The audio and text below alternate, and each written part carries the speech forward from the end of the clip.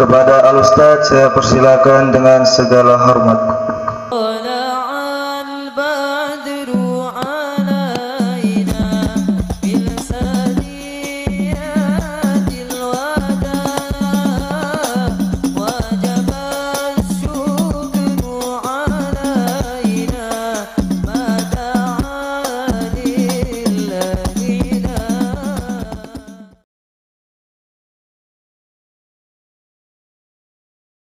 Si burung balang terbangnya rame-rame hinggap di dahan pohon kenari.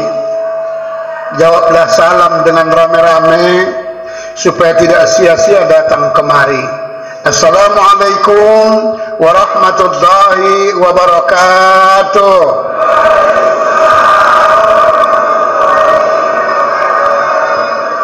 Alhamdulillahi rabbil alamin.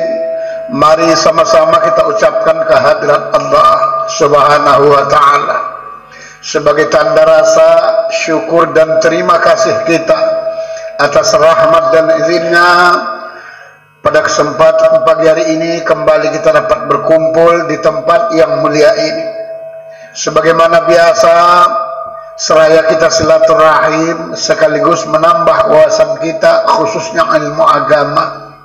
Semoga kiranya apa-apa yang kita buat hari ini mendapat ridha dari Allah Subhanahu wa ta'ala. Salawat beriring salam mari kita sampaikan pula pada junjungan kita Nabi besar Muhammad Rasulullah sallallahu alaihi wasallam beserta untuk seluruh keluarganya dan juga para sahabat-sahabatnya sekalian. Mudah-mudahan kita yang hadir pada pagi hari ini beserta kedua orang tua kita, insyaallah semoga kelak memperoleh syafaat di kemudian hari.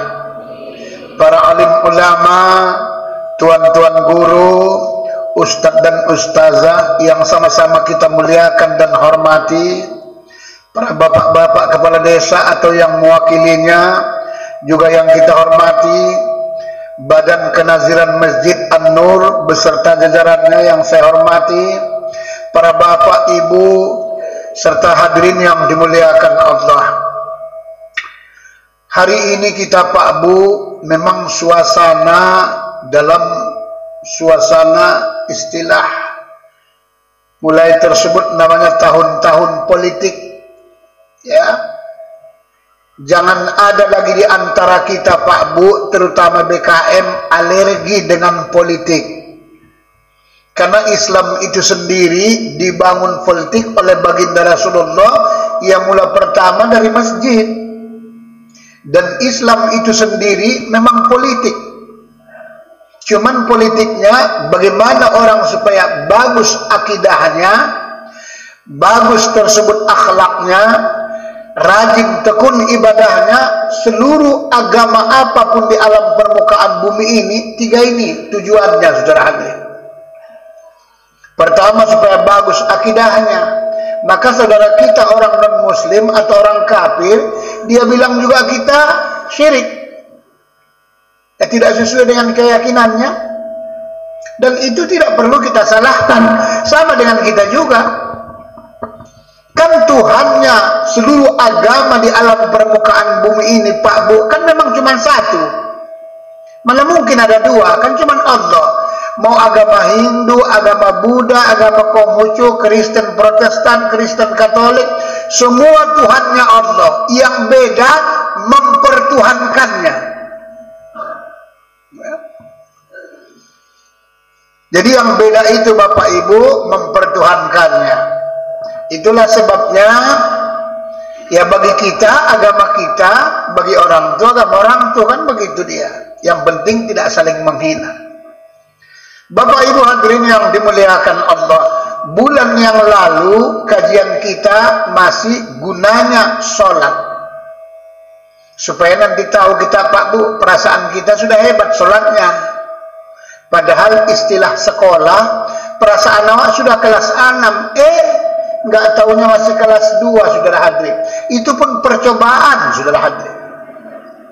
Ya. Kan bulan yang lalu kita sampaikan, orang yang sholat aja pun kata Allah masih masuk neraka. Ayatnya Al-Quran loh. Ya, cuman ceramah ini tidak boleh diceramahkan bagi anak-anak muda. Tidak boleh, saudara hadirin. Apalagi baru masuk Islam dia. Ya, baru masuk Islam, selama ini tak sholat, tak mau berbuat bagus. Alhamdulillah, pergi ikut majelis tablik. Keluar 3 hari, keluar seminggu, keluar 2 minggu, keluar sebulan, 40 hari. Baru masuk Islam itu. Tidak boleh ceramahnya seperti ini. Ini ceramah kita ini khusus karena kita nggak lama lagi. Tengoklah, rata-rata pucat semua, saudara hadirin, ya kan? Cuman hari ini alhamdulillah tanggal muda, ya pasti tenanglah, ya kan? Ya. Mungkin boleh juga capek kali tadi kan? Ya, kadang-kadang capek kan, biasalah kan. Saya tadi mau sholat di Baitus Salam, belum buka. Iya. Jam 5 kurang 12 menit, lebih kurang begitulah. Karena saya tahu waktu cepat. Ini nggak akan dapat lagi nanti nih. Saya lihat, belum ada, masih tutup. Udahlah, tempat Ustadz Endro, Nurul Huda ya. Alhamdulillah, di situ pun masih tutup, saudara hadirin. Ya. Yang ada baru dari Pak Min lah kami tadi, ada 2 orang lagi. Karena kita nggak tahu tersebut masuk ke dalam, kan masjid orang kan bahaya juga awal kan. Saya suruh duluan, udah ajan aja di luar sambil. Jadi orang nggak dengar lah ajan, baru atau itu pun suaranya, ya Allah, udah mau lomit, saudara hadirin. Iya. Bapak Ibu hadirin yang dimuliakan Allah. Pada bulan yang lalu kita tahu kan gunanya sholat itu, pertama kata Nabi, tiang agama dalam diri kita.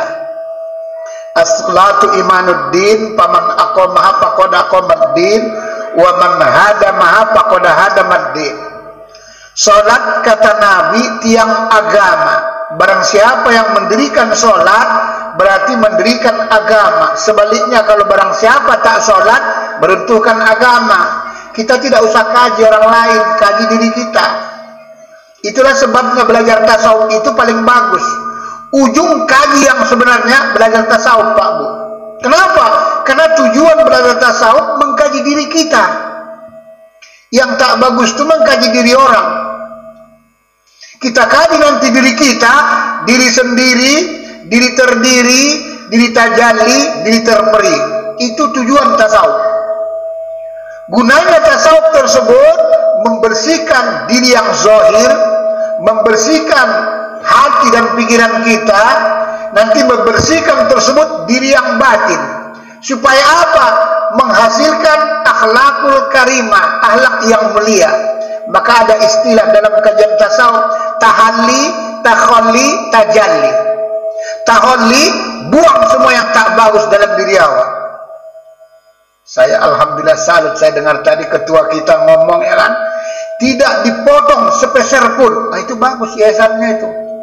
Karena biasanya apa saja bantuan banyak potongannya. Ya.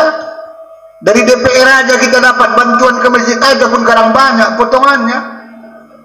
Ya, bukan tanggung. Kalau nggak percaya, tanyalah yang biasa-biasa potongan tersebut. Bapak-bapak kepala desa itu biasanya ngerti, saudara hadirin. Ya. Datang 1 miliar, takkan mungkin sampai 1 miliar. Kalau dipotong 2,5% masih alhamdulillah.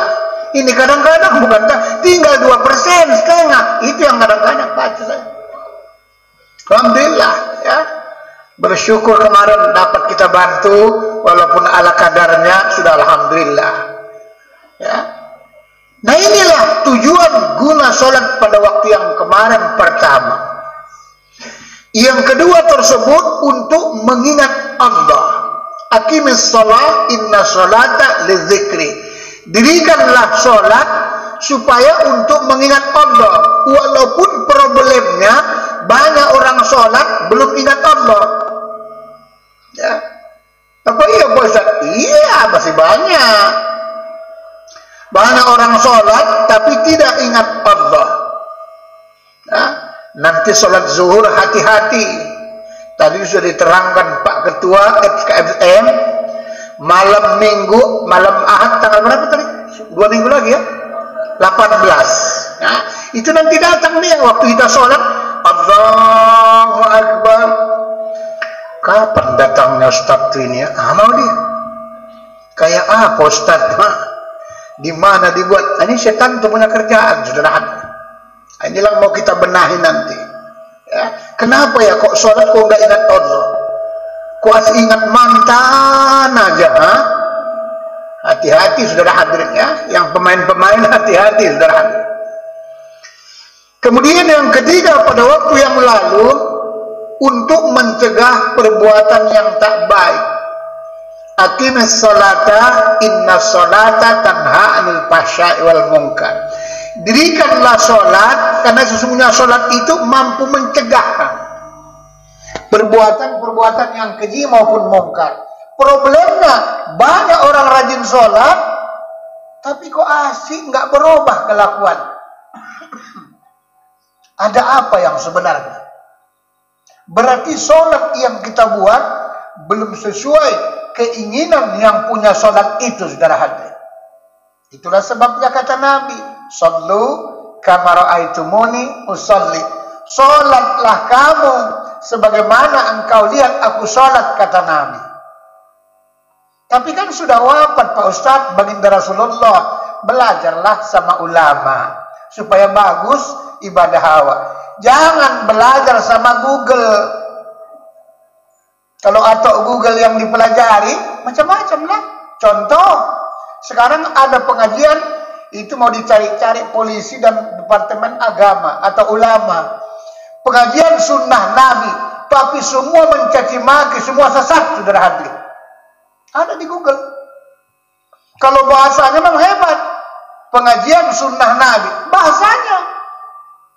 Kan banyak juga sekarang pengajian begitu. Kembalilah kita kepada Quran hadis. Memang betul, siapa yang tidak kembali? Problemnya memahami Al-Quran dan hadis itu yang banyak salah. Kenapa? Tidak berdasarkan melalui ulama. Seenak kita lah kadang-kadang memahaminya. Ya. Seperti contoh, Allahul ladzi khalaqas samawati wal ardh wa ma bainahuma fi sittati ayyamin tsumma stawa 'alal 'arsy. Allah yang telah menciptakan langit dan bumi beserta seluruh apa saja yang ada di antara keduanya, wa ma bainahuma.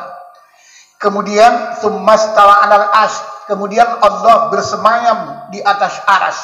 Ini kalau kita tersebut mengartikan secara harfiah biasa, oh berarti rupanya Allah tidak atas aras, bertempat. Salah, saudara hadirin. Ya. Dimanapun kamu hadapkan, fa inna ma samma wajhullah, dimanapun kamu hadapkan wajahmu, di situ ada wajah Allah. Ini bahaya kalau diartikan tersebut menurut selera kita. Berarti di mana-mana ada Allah tuh. Wah, gawat juga.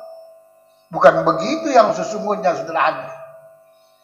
Nah inilah kemudian yang ketiga.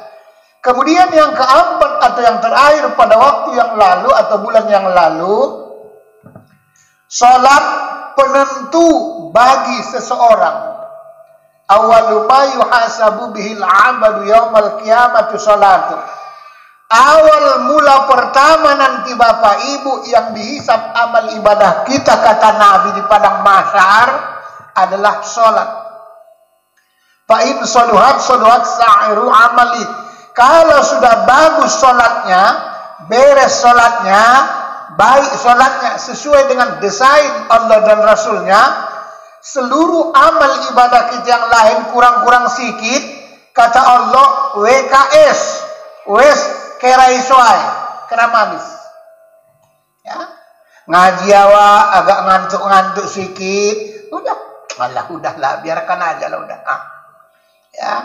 Datang awak niatnya lain, cuma nengok ustadznya, udahlah kerai soai. Tapi ingat, fa'in fasadat sa'iru amali. Kalau tak beres, semua nanti diperiksa ulang, saudara hadirin.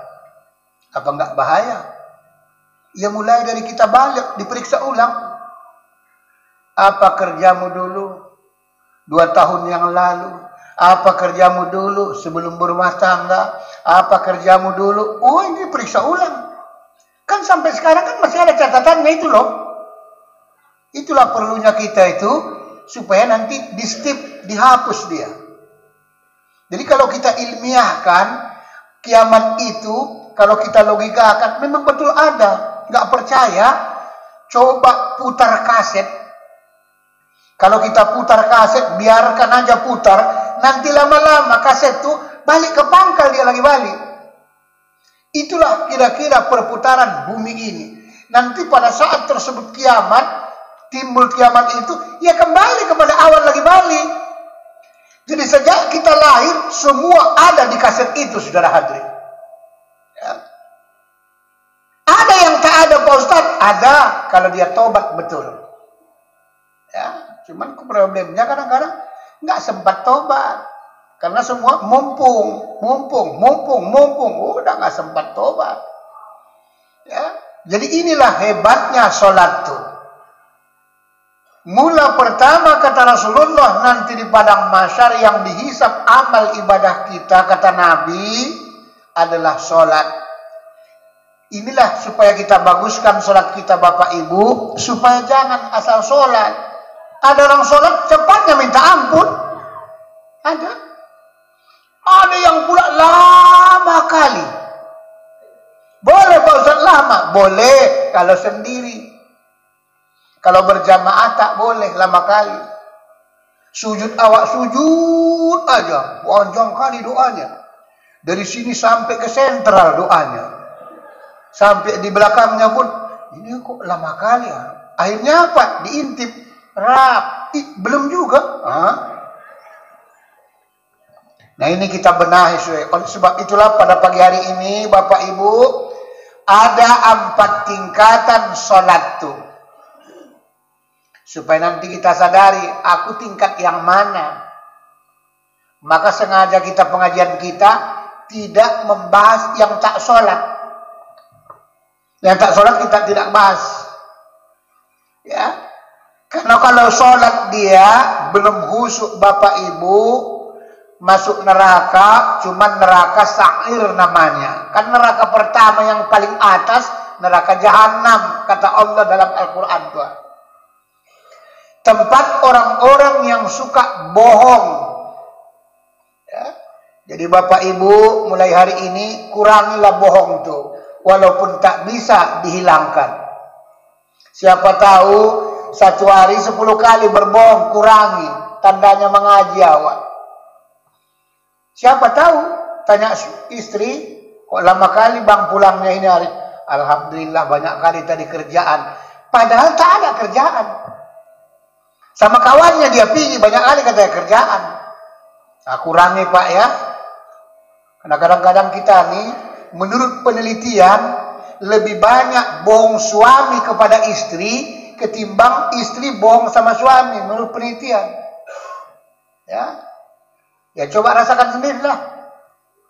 Apalagi urusan duit. Oh, kacau.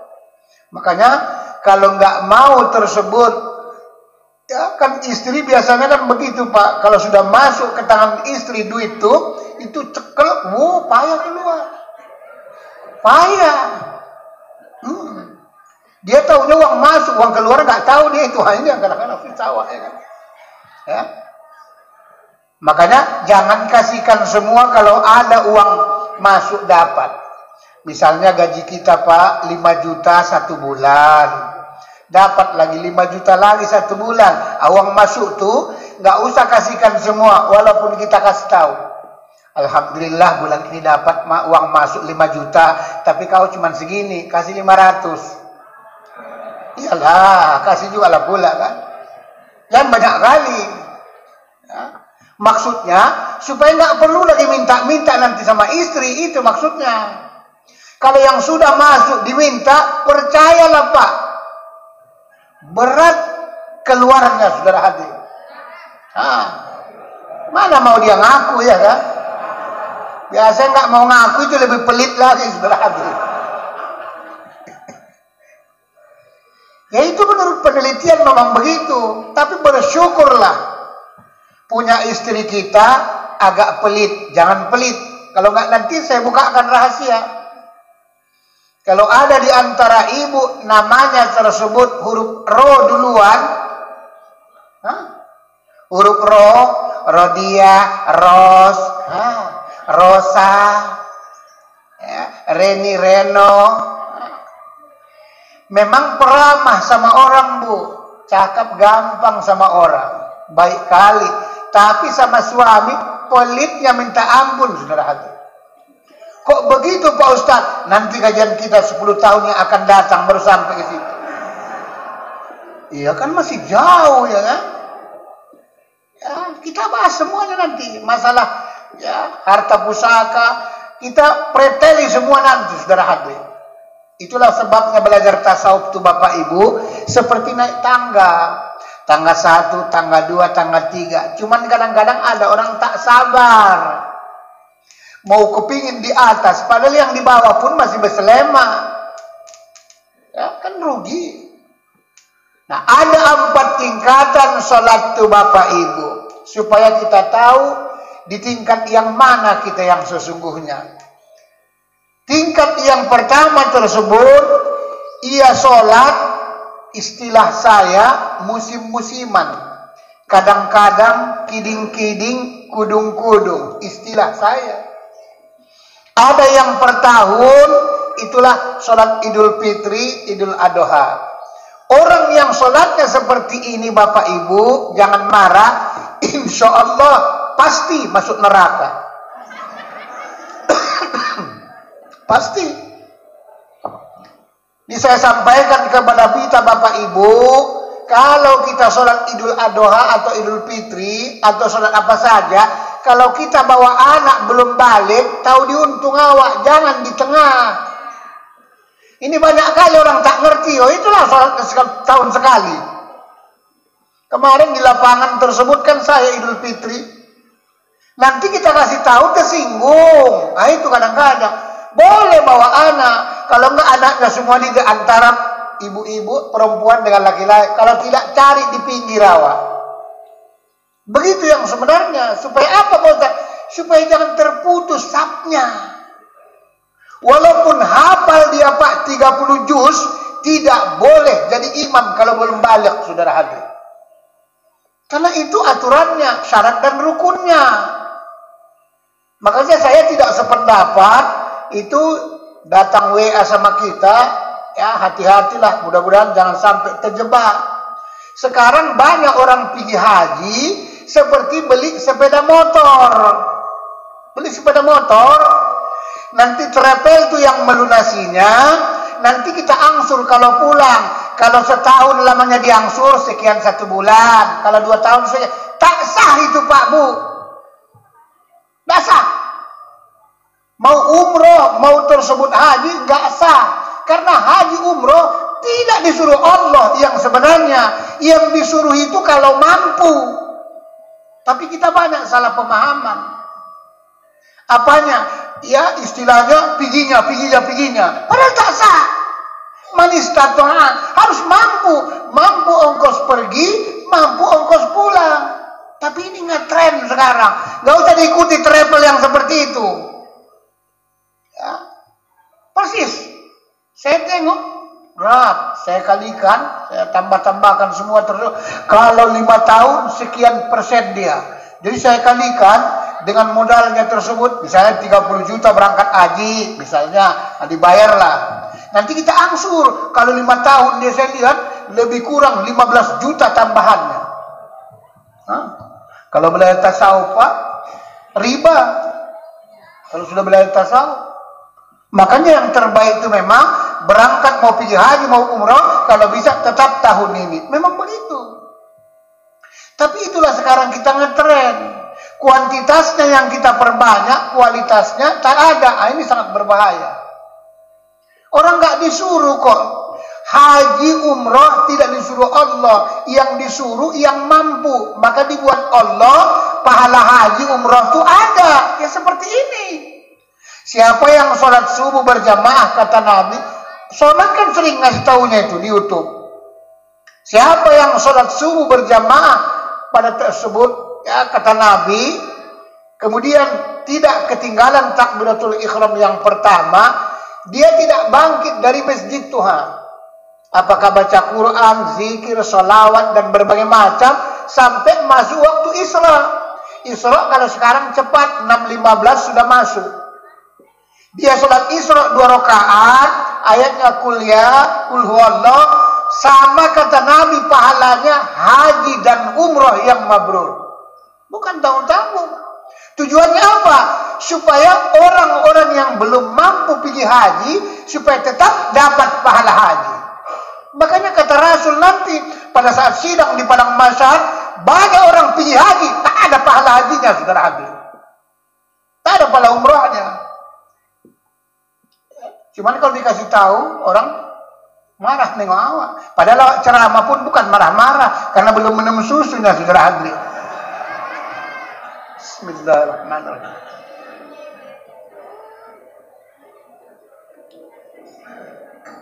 Alhamdulillah. Iya. Namanya usaha. Maksud saya supaya beda loh pemahaman kita.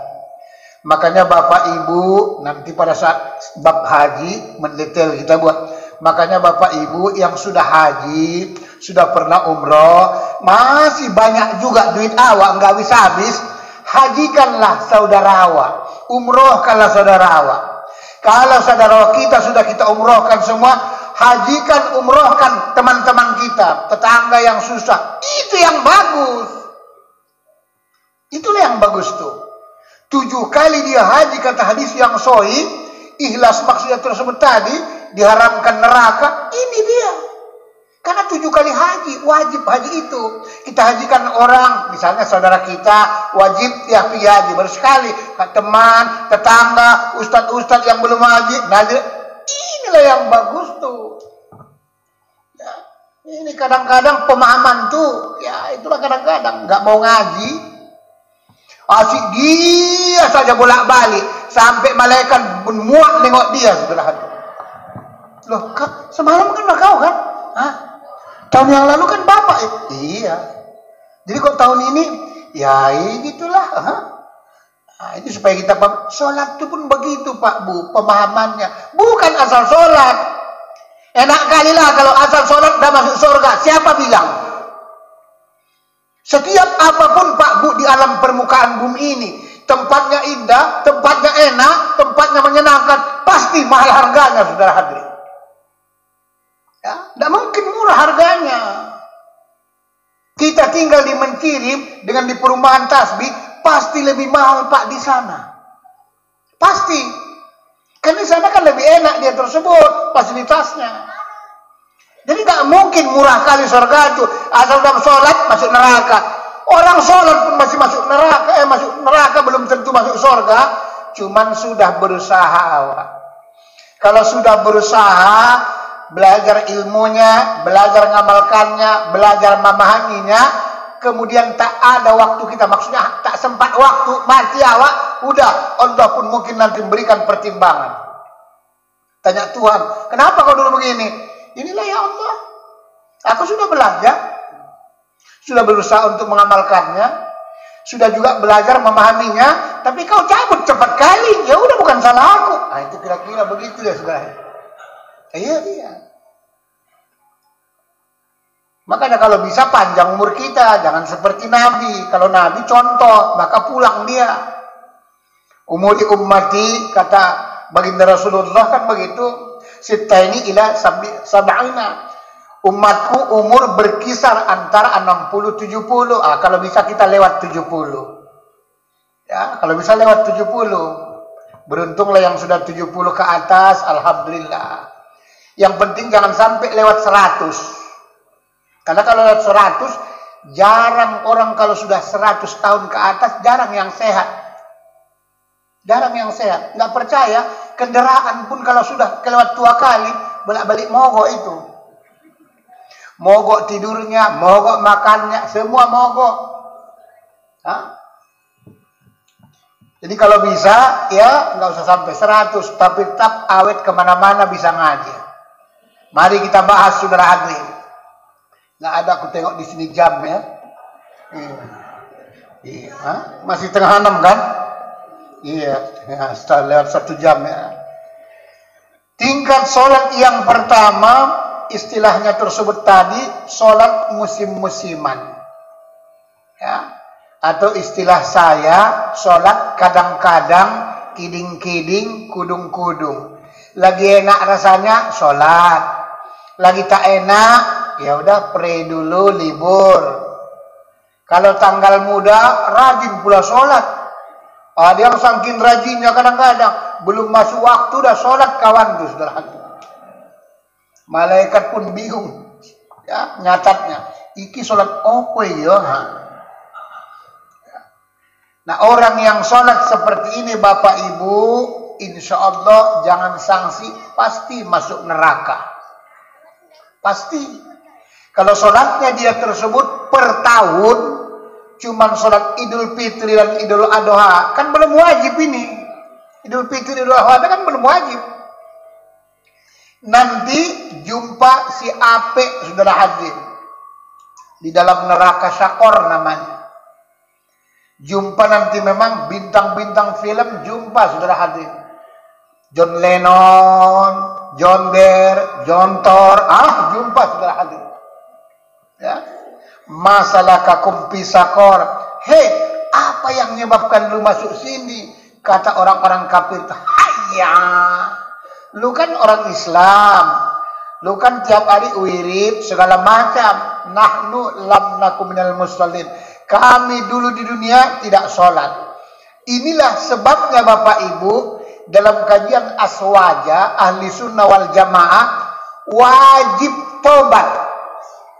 Wajib tobat itu.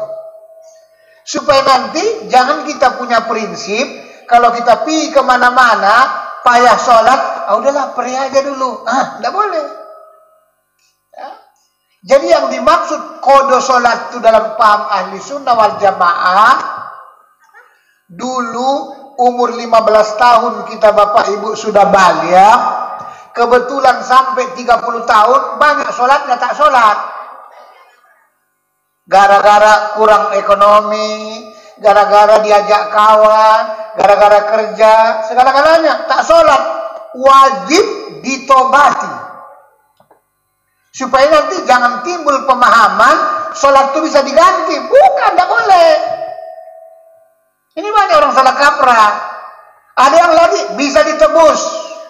Ada yang pemahaman, memang ada dalam kitabnya, lupa saya nama kitabnya. Dibayar dengan fidyah, tapi salah memahaminya, saudara hadirin.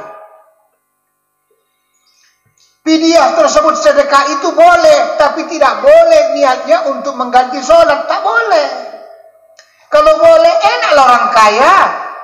50.000 satu waktu misalnya, kali 5, 250, 2.500.000, 250.000 satu hari. Kalau orang kaya, setahun sekali bisa dia bayar. Tapi nggak boleh seperti itu. Arti yang boleh kodo itu, dulu banyak kali tinggal sholat kita Pak Bu. Waktu kita masih zaman jahiliyah, kan tinggal kadang-kadang sholatnya. Sekarang sudah tobat, bagus-bagus. Sudah tobat bagus-bagus. Ini dalam kajian Ahli Sunnah wal Jamaah, arti kita tobat, diulangi, diganti dia. Sebagusnya kata ulama, kalau sholat subuh habis subuh, sholat asyar habis asyar. Makanya kalau sholat subuh jangan dikerjakan di masjid, menggantinya, mengganti sholat kodo itu supaya jangan timbul fitnah. Karena banyak orang beranggapan kalau habis sholat subuh tak boleh lagi sholat. Memang betul, tapi maksudnya sholat ba'diyah yang tak boleh itu tak ada, itu maksudnya. Kalau bapak ibu tersebut baru masuk masjid habis subuh, ya boleh sunat tahiyatul masjid, kan disuruh. Supaya jangan timbul fitnah, habis asar qomat lagi balik. Udah sholat. Niatnya tersebut kodoan.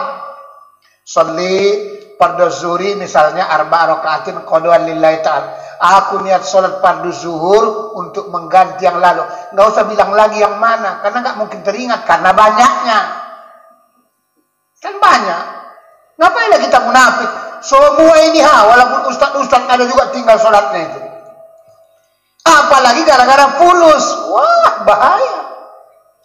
Maka saya termahkan di mana-mana. Akal sehat masih bisa kalah dengan akal bulus dan akal fulus. Biar tahu Bapak Ibu. Akal sehat tuh masih bisa kalah dengan akal bulus dan juga akal fulus. Ya, pagi-pagi kawan sudah ngantar sembako, hati-hati. Kalau ada orang ngantar sembako, ngantar duit segala, ambil saja nggak apa-apa. Ya, cuman jangan pilih. Kalau pilih kena nanti di padang mahsyar. Saya nggak kampanye, cuman sekedar ngasih tahu. Ya. Anggota dewan itu pun yang kita pilih yang partai koalisi. Karena mereka yang menentukan. Kalau sudah ditentukan nanti, kan dulu pernah saya sampaikan. Kalau banyak ustadz-ustadz di dewan itu, banyak orang-orang muslim yang tak, kan bagus. Kebijakannya kan bagus. Tapi kalau banyak solokoto, banyak yang lain-lain, ini dia kebijakannya nanti cuma 2 macam. Kalau nggak ular, monyet. Ular, monyet. Itu aja lah nanti. Ular nelan kan. Kalau monyet rakusnya minta ampun. Ini yang dimaksud. Maka dibuat Allah sholat tuh supaya mudah. Itu pakai sholat macam-macam supaya mudah. Ada jamak takdim, ada namanya jamak takhir, ada namanya jamak qasar. Supaya maksudnya jangan tinggal. Itu maksudnya. Kalau jamak takdim, kita mau pergi ke kisaran misalnya, kita mau rombongan, sudah masuk waktu zuhur, qomat langsung berdiri, sholat tersebut jamak takdim untuk zuhur, boleh. Siapa tahu nanti di tengah perjalanan payah berhenti, dikerjakan di awal. Boleh juga jamak takhir. Kita mau pergi ke kisaran, belum masuk waktu, kan belum boleh sholat. Nanti sampai di kisaran masih ada waktu tersebut tadi. Sholatlah kita. Sholat asar sudah sampai, nanti sholat zuhur, jamak takhir namanya. Ada yang jamak qasar, dipendekkan, disingkatkan. Mau pergi ke kisaran, belum masuk waktu. Tapi alhamdulillah sampai Siantar berhenti. Atau sampai Tebing berhenti. Atau di tengah perjalanan berhenti.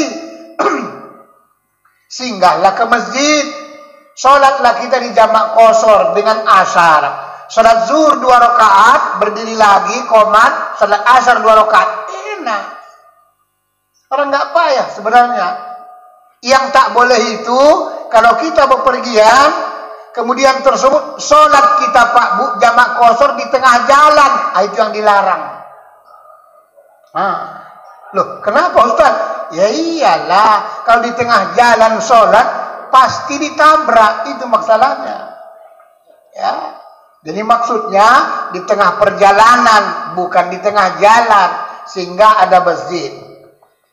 Dan kemudian juga lagi, maka dibuat ulama, sholat itu supaya dia tinggal, dipermudah.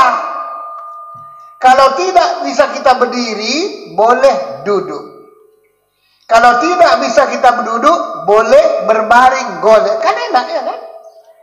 Kalau nggak bisa lagi gerak-gerak waktu kita berbaring, cukup matanya aja, ke atas, ke tengah, ke bawah. Itu artinya, ya berdiri, rukuk, sujud. Kalau tangan-tangannya pun nggak bisa bergerak lagi, matanya pun nggak bisa gerak, sholat daimun namanya. Zikir dalam batin, saudara hadir. Sholatnya tersebut tadi, nggak bisa lagi dia. Andai kata itu pun sudah mulai lobet, ya, mau lobet saudara hadirin, sholat tidak boleh berhenti. Panggillah kami Pak Ustadz yang dekat dengan rumah Bapak Ibu. Tujuannya apa? Supaya kita sholatkan, saudara hadirin. Loh, kan sholat tetap berjalan. Karena dia nggak bisa lagi, ya kewajiban kita untuk mensolatkannya. Yang tidak boleh itu pemahamannya, jangan tua dulu baru mau ke masjid. Salah. Atau juga Jangan sudah mati baru ke masjid. Banyak juga orang begitu, udah mati baru ke masjid. Itu pun sombongnya minta ampun. Nggak mau di belakang imam, nggak mau. Mesti depan imam pula dia. Ya, baru yang mati pun sanksi awak, laki-laki entah perempuan. Ada juga orang begitu. Ya, ini laki-laki apa perempuan, rupanya bencong kawan tuh. Sholli ala hazal maiti kalau laki-laki, maitati kalau perempuan, karena bencong maitate. Ya, nanti doanya pun begitulah. Allahumma ghafirlahi warhamhe wa'afu afwanhe. Didengar oleh si mayat tuh, nyaut kawan tuh, iyalah lae. Nah inilah Bapak Ibu sholat tingkat yang pertama menurut para ulama. Sholat tingkat yang kedua tersebut ia rasakan sholat itu kewajiban. Orang yang sholat ia rasakan kewajiban, alhamdulillah tidak pernah lagi tinggal sholatnya, cuman selalu tinggal waktu sholatnya. Subuh jam 6, kadang-kadang hampir jam tengah 7. Saya pernah ditanya orang, Pak Ustadz, ada apa? Itu kalau kita kesiangan tengah 7 subuh, boleh nggak sholat lagi? Awak pun serba salah jawabnya. Kalau kita boleh, kalau kita bilang boleh, kesiangan aja kawan tuh. Kalau nggak kita bilang boleh, nanti haram hukumnya. Karena wajib sholat. Nah yang susahnya nanti, kita ustad-ustad ini nanti ditanya Allah di padang mahsyar. Fulan, ada apa? Kau kenapa kok subuh asik kesiangan aja? Orang boleh kok, udah kutanya ustad tuh. Ustad mana? Hendro sama Tilubis suruh tanya. Awak udah mau masuk surga. Ustad, sini. Kacau kali kawannya. Bikin penyakit ya kan? Ya. Yang ditanya tadi pun awak kenal pun tidak. Memang dia ikut murid kita mengaji, tapi tak nampak awak. Orang di asal ngaji pun ngantuk, asturti, asal tunduk tidur. Hancur minahlah awak. Jangan dulu masuk surga, tak boleh. Kenapa?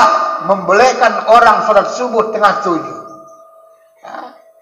Nah ini kadang-kadang, saya kadang-kadang belakangan kalau tanya orang, boleh Pak Ustaz sholat subuh tengah 7, terserahmu, mau sholat mau enggak terserahmu. Ya nanti kita ikut, ya pasti ikut. Ya ditanya Tuhan, kan semua apa yang kita omongkan, kita gerakkan, kan ditanya Allah Subhanahu Wa Taala. Kan maka saya selalu ingatkan itu, termasuk juga ibu-ibu, nggak usah bohong-bohongin suami awak. Kadang-kadang ada penyakit ibu nih, suka kali ngacak-ngacak dompet, kadang-kadang suka kali. Nggak tahu dalam dompet tuh, kadang masing-masing kan. Nah, kalau banyak isinya duit kan alhamdulillah. Yang sedih kita bu, kadang-kadang suami kita di kotak-katik dompetnya. Padahal dompet suami kita udah stroke, saudara hadirin. Ya, udah stroke dompetnya, maka dia nggak bisa kemana-mana. Ya, nah ini hati-hati. Nah orang yang sholat tersebut ia rasakan kewajiban, alhamdulillah memang nggak tinggal sholatnya lagi, cuman sering ya molor-molor waktunya. Kalau hatinya pastilah melayang-layang, pasti ya pasti. Allahu Akbar. Inilah yang pergi ke Brastagi ya. Pergi tersebut ke Palestina, bisa pergi ke Palestina. Sayang kali, sedih kali anak-anak itu bermatian ya. Nah, segala macam sudah. Ada yang pergi pulang kampung waktu sholat. Nah, ini yang berbahaya ini, fawailul lil musallin. Ya, maka celakalah orang yang sholat yang lalai dalam sholatnya. Kalau kajian fikih Bapak Ibu sholat nih, lalai itu waktunya. Tapi kalau kajian tauhid tasawuf, hatinya. Bisa rupanya Pak Ustadz supaya jangan melalak-lalak, raun-raun hati, tak bisa. Demi Allah Pak Bu, kata Nabi, memang 100% yang tak ada khusyuk. Kalau 90 ke atas ada. Bagaimana caranya Pak Ustadz? Kalau setiap bapak ibu ingat diri bapak yang sholat, khusyuk saudara hadirin. Khusyuk. Kalau kita ingat diri kita lah yang sholat tuh, khusyuk saudara hadirin. Karena tidak kemana-mana lagi pikiran tuh. Problemnya belum bisa kita ingat diri kita yang sholat. Jangankan diri kita, wajah kita sendiri aja pun belum bisa ingat. Kan nggak bisa kan wajah kita, nggak bisa. Tapi kalau wajah orang bisa. Ya. Kalau kita jujur bapak ibu belajar tasawuf, kita sholat ngapain lah coba ke Bukit Lawang, ngapain coba? Di Bukit Lawang kan cuma nengok monyet, paling nanti itulah mandi-mandi beranyun-anyun, ngapain coba? Sini pun seringnya kita beranyun-anyun, monyet pun seringnya sini banyak kan kebun binatang. Tapi itulah kenyataannya. Ngapainlah kita sholat tuh pulang kampung waktu sholat? Cobalah. Ya. Segala macam kita ingat. Ini setan tuh punya kerjaan. Ya. Maka dilatih diri kita. Sholat itu jangan terburu-buru. Bismillahirrahmanirrahim. Alhamdulillahirrabbilalamin. Dan itu dia. Maka sholat berjamaah itu pun tujuannya salah satu, andai kata ayat yang dibaca ustadz tu imam tu tidak hafal lawak di belakang, zikir di dalam hati. Allah, Allah, Allah. Ini mengantisipasi supaya nanti tidak terlalu melalak kali. Tapi kalau kita hafal ayat yang dibaca ustadz tu, ikuti dia untuk mengantisipasi. Kalau enggak Pak Bu, melayang aja memang kerjanya, pergi aja dia. Kalau dekat-dekat nggak masalah, ini jauh-jauh. Nah, ini sholat yang kedua ini tingkatannya. Ya, ia rasakan sholat itu kewajiban. Kemudian Bapak Ibu, orang yang sholat tingkat yang kedua ini masih malas sholat sunat, masih malas dia. Yang wajib aja sudah. Padahal sholat sunat itu mahal harganya, bukan tanggung. Saya sudah buktikan, saudara hadir. Kalau nggak percaya Bapak Ibu, nanti coba try. Ya, tiap hari jangan tinggal sholat witir, jangan tinggal puasa Senin Kemis, jangan tinggal sholat Isra dan sholat duha, baca Al-Waqiah. Insya Allah memang lancar rezeki itu. Berlebih tidak, tapi insya Allah cukup, saudara hadir. Ya, kalau kita pikir-pikir, berapa banyak orang kerjanya gajinya sudah pasti, tapi asik kekurangan aja. Ini resep dalam Islam. Ya. Kan suruh Nabi yang paling desain Nabi, puasa 2 hari, kalau tak bisa 3 hari sebulan. Kalau 2 hari seminggu, sebulan kan sudah berapa hari? Kan 8 hari. Sholat witir jangan tinggalkan. Sholat Isra dan juga duha, baca surah Al-Waqiah. Insya Allah Pak Bu.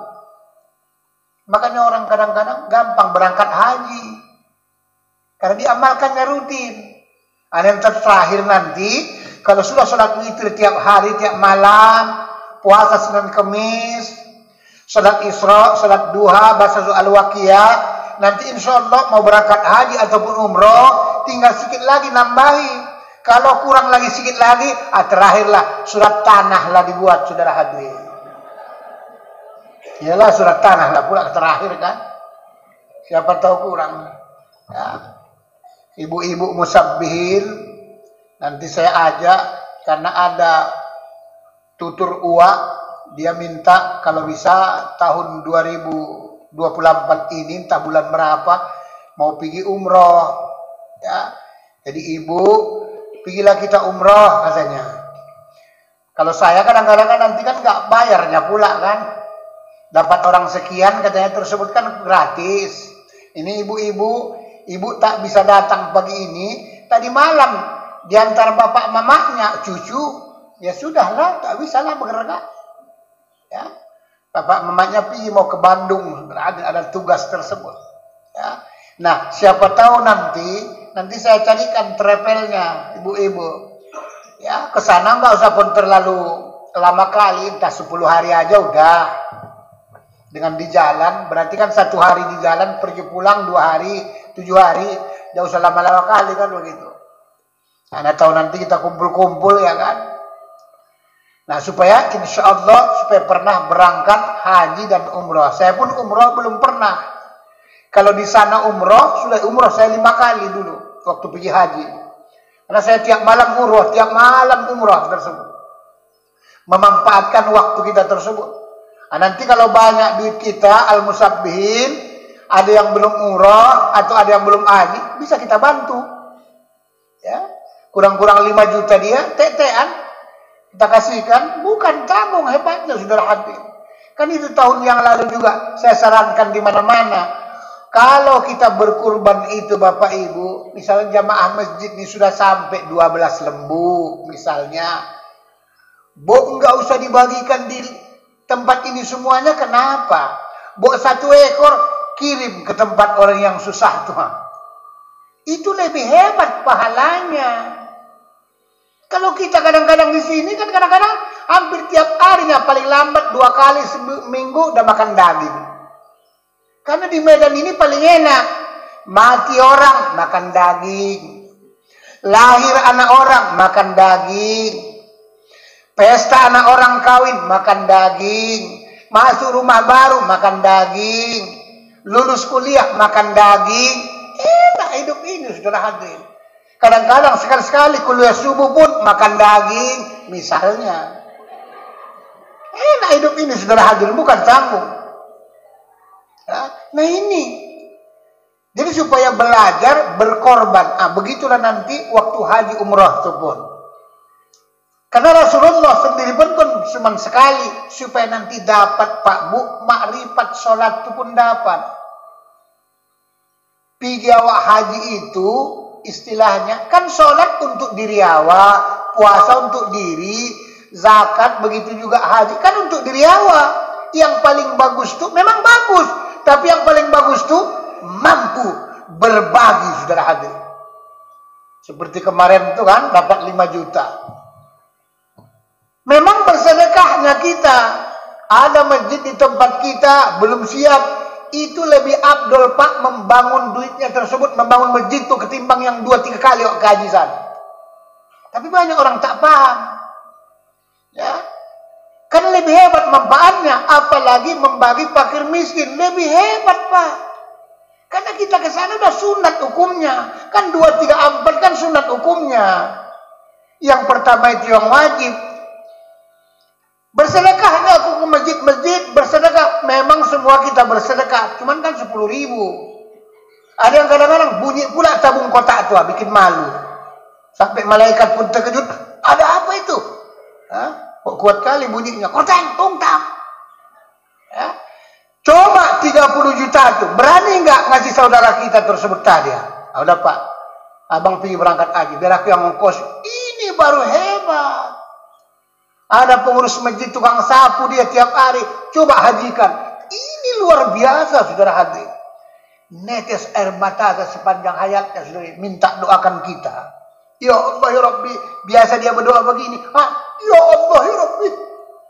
Panjangkan umur si Polan ya Allah.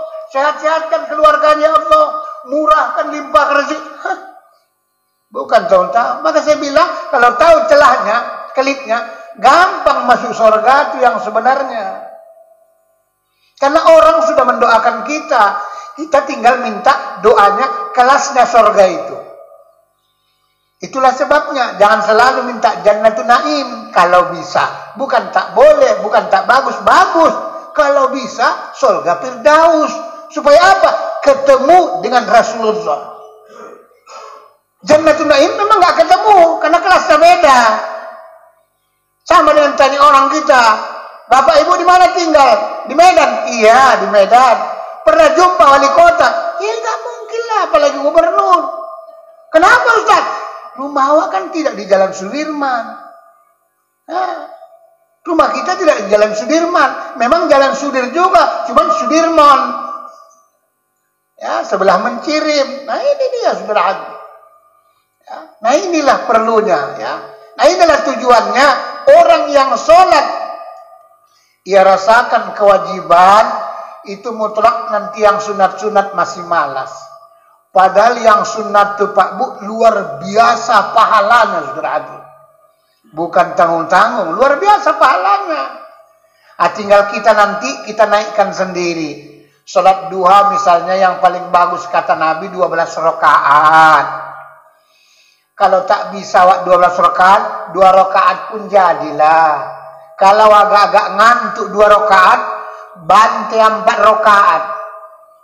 Kalau ngantuk lagi 4 rakaat, bantai 6 rakaat. Nanti lama-lama kan setan itu kan muak nengok awak. Gila juga kawannya. Awak ya digodanya kita ngantuk. Kan ada orang kadang-kadang Pak sholat tuh nguak-nguak. Malaikat pun apa kau catat? Laku tehna. Tak ngerti aku, nggak roh aku. Untuk menutupi itu buat 2 rakaat lagi. Nah itu namanya beramal ibadah. Jadi kalau ngantuk lagi, buat lagi. Lama-lama setan itu kan nggak mau goda lagi. Gila kawan, tambah digoda, tambah ditambah. Ya. Ini udah 2 rakaat, tak sah pula. Bismillahirrahmanirrahim. Alhamdulillah. Terkejut pun malaikat tersebut. Ya, mau nyatat, nggak jadi catatnya saudara. Nah, ini tujuannya. Inilah tingkatan yang kedua salat itu Bapak Ibu. Karena waktu kita terbatas. Sesuai dengan undang-undang konstitusi kita jam 7 ya kan. Iyalah, nanti kita berikan tanya jawab. Roti pun kan masih menunggu ini ya, belum sudah diambil ya. Nah, ya mudah-mudahan ya terpaksa lah. Ya, bulan depan lah saudara hadirin. Kalau bagi bapak-bapak, ibu-ibu yang nanti ada waktu boleh datang. Karena di Masjid Aceh Sepakat Jalan Iskandar Muda, Petisah Tengah, itu PKS atau Partai Keadilan Sejahtera itu ada milad 2 tahun. Jadi kebetulan diundang ustadznya saya oleh Ustadz Rudiawan Sitorus. Pembawa zikirnya Ustadz Susanto. Siapa tahu ada waktu boleh datang saudari. Cuman tidak dipaksa memang. Ya mana tahu ada kesempatan ya. Nah mudah-mudahan apa yang kita uraikan ini semoga Allah Subhanahu wa taala memberikan keberkahan dan ridhonya. Akhir kata mohon maaf lahir dan batin. Wabillahi taufiq hidayah. Assalamualaikum warahmatullahi wabarakatuh.